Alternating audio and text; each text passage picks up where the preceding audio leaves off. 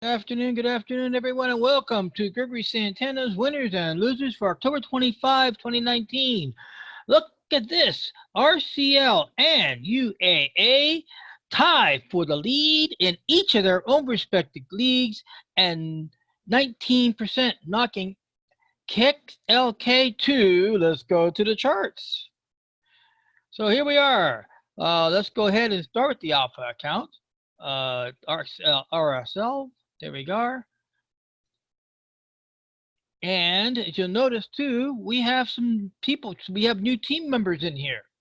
So here's RCL. Yesterday it took a dip here and here, and finally it's pushing back up, back to 19%. It's $105 to the good. And joining the team is Suri. Suri is a penny stock. It owes me $9. And yeah, let's go look at it. Sure, I'll show it to you. It's a little penny stock. I don't. See, where are you? Siri, there it is. So there's Siri.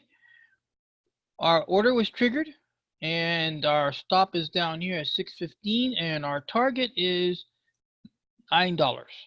It is an alpha, and there it is. Siri owes $9, and when I get that $9 back, we'll close out the trade and move Siri to the winner circle. One down and many more to go. C-Part just joined us today also. They're new into our team.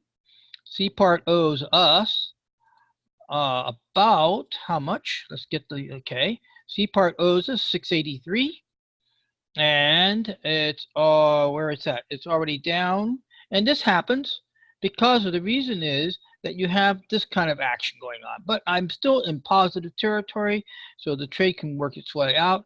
This is we're now into, if you look at the part, we're now into the February expiration dates on the 90 days rules.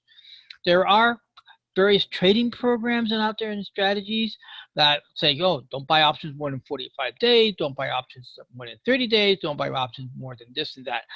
I have come from the school of the 90 days. That's where I got my education at, and at the same time, it's worked out well for me. All right, XLY left the field. Okay, so let's see what XLY did here. And go there, and then we'll set back the calendar. And we'll set the calendar back to October 2nd, see if it shows up on the screen. And it does.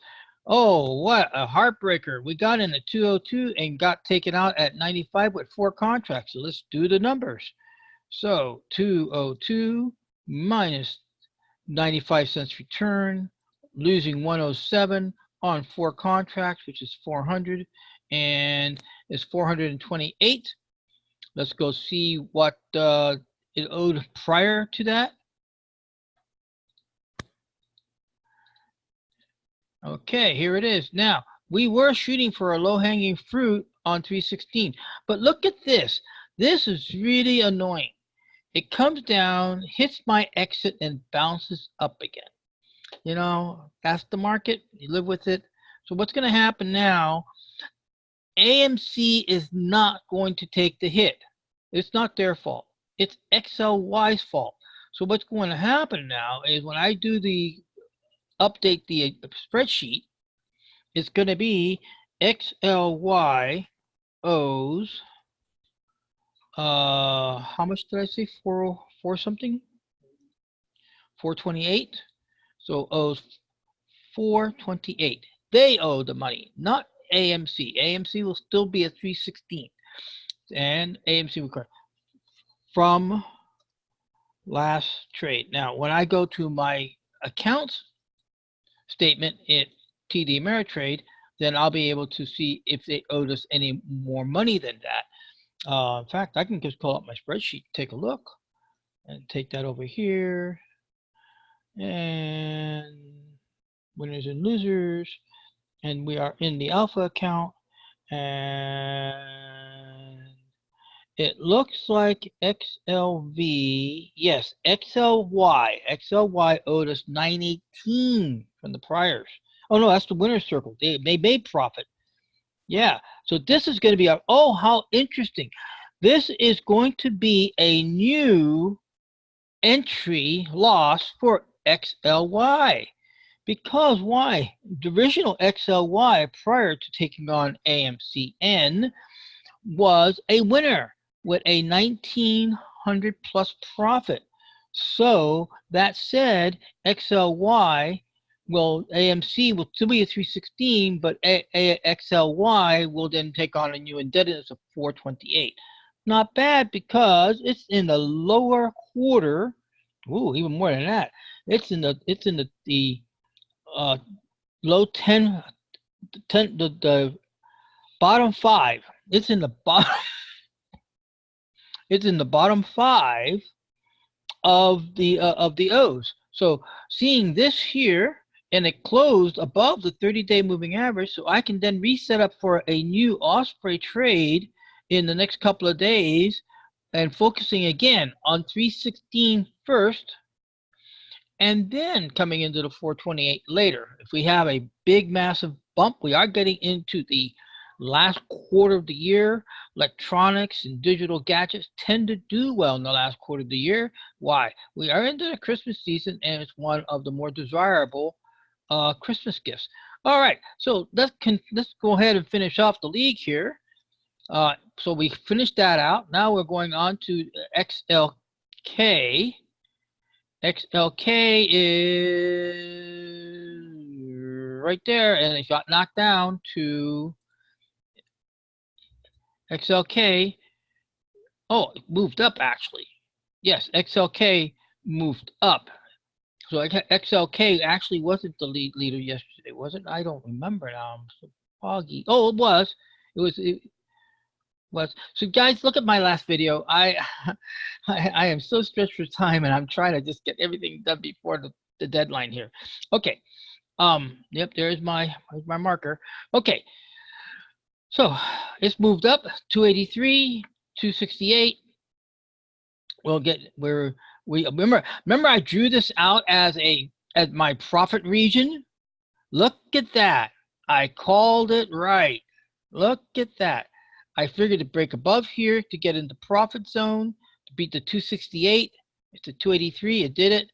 I figured it'll be done by this date. I'm 3 days late, but it's in the right direction.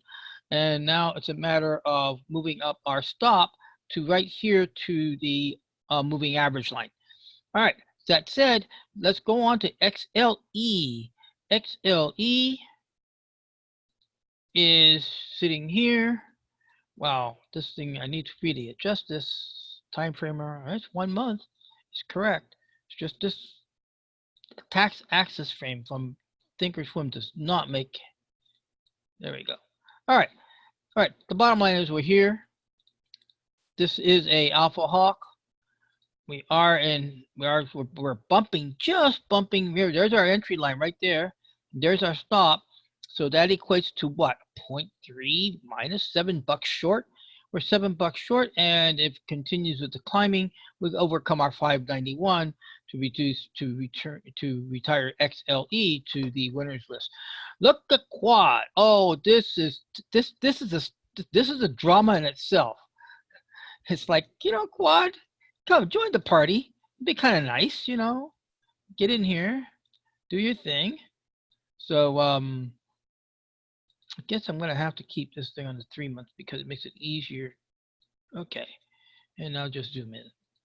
All right. There we are. And the same thing. I drew out these potential lines, and we'll see where we go. We are going for a call. Move everything over. We are going quad O's 418 and it's 598. So just a little over $1,100. And so those are our markers. So I anticipated to get into profit zone after this date. Didn't happen, but there is the profit line that we need to get to acquire that and that back. Okay, C part, who's just joined the team and comes onto the field dragging, we say. We do the best we can with it. So here we are. It is a Osprey, and it took a pullback. So it triggered up a pullback. Little profit taking, that's all it is. It's still in positive zone. We do have until February now. If this goes too far against me, I will do a Hail Mary. And the Hail Mary means that I will be going to, oh wait, this is an osprey. So no, apologize. The stop is going to be moving here. I have a stop limit here, 275 is 50%. But now the money is moving in the direction of the trend. The stop is going to come up here on matching these 2 points. So I got these 2 points to match, and that will be my stop. So that will start shoring up C part. C part owes us 683, and it's behind 270. So once it overcomes the 270, we'll work on the 683. Moving on, XLV. XLV is here. Now remember, the XLV was one of those that I really thought was going to give up the ghost, and it turns out that it didn't. So it's 410. It's 715. It's on 10 contracts. That's still pretty good. That's about $1.10 in the move. A little resistance, a little support here. So that will be the point of that support. We are going off this dipper in here. This is a dipper, and we're using that dipper for protection. Okay, moving on now to PG. Now PG, remember PG was one that I made a major mistake a couple of about a week ago, maybe a little longer, that I failed to enter in a proper stop. And that stop should have been right there. Should have been right here between these zones, right in this zone. When these two collapse and then the direction goes in the wrong direction, I start looking for my exit. Well, I wasn't paying attention. But the market gods have smiled upon me. Yeah, every once in a while they'll say, okay, you made a mistake. So I went to what they call a Hail Mary play, which is down here at the long defense, which is my long blue line here. And that long blue line became a nice support bounce. Now I have a new stop right here. I have a new stop off of dipper, and I'm waiting for a new dipper here, and I get a new dipper here. I'll move up that stop. So we're 888, and it owes 887, so it's about 17, close about 17 and a half on 6 contracts. All right, let's move on to the Tigers and get the Tigers out of the way. Tigers only have 2 positions in play, but there it is. UAA at 19% has taken the lead. Now, did we have any stops? No. We probably have some trades on order. Oh, I did. WBA. WBA got canceled due to the reason that a new formation has formed up. So let me go ahead and give you WBA update and let you know what's going to happen there. So here at Walgreen, you can see what happened was it came in here. The order didn't trigger. I had the order set for here, and it didn't trigger. And it kept doing this, and this. And I said, oh, okay. So I canceled the order. Why?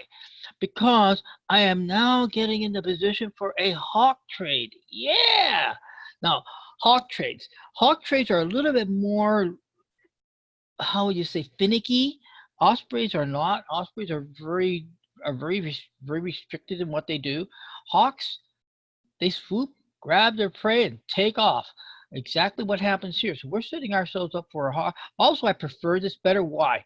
Look at the distance. My option, when it triggers, is not going to cost me much more than what I'm going to see at the options chain when I set up the trade. The problem is that when you have something like this, you're looking at the option cost here at the close, and you're looking at an entry here at the top. Well, all that distance travel, that might add 50, 60 cents, even $1 to your option. And if you're buying 1 contract, that's an extra $100. Your account might not handle it. Or let's say you're a little bit more aggressive and you want to do 5 contracts. That's $500. Your account might not be able to handle it. So it's always try to get as close as possible to your entry point on the actual option cost you see at the close of the day. All right, so let's go to UAA and wrap this up for the weekend. There's UAA, nice. It owes 576. It's up to 148. So about 150 bucks down. So about 420, more or less. So hey, I'll take a minus 420 over a 576. Remember, big rocks become small pebbles. TLT. Now, remember TLT here was a a little bit of a problem child, and that was why. I'm basically a call trader. I'm going for the up direction. This is a put. I needed to go to the down direction. Remember yesterday, I even brought this up. I need to do this. So now we are now only $75 short of reaching a break even on the trade, and then another 60 bucks. Whoa! Another loss leader becomes a winner, and the winner is returned to the winner's circle. And there's approximately 20. There are 20 loss leaders in the Tigers. So UAA continues in their direction. TLT runs in that direction.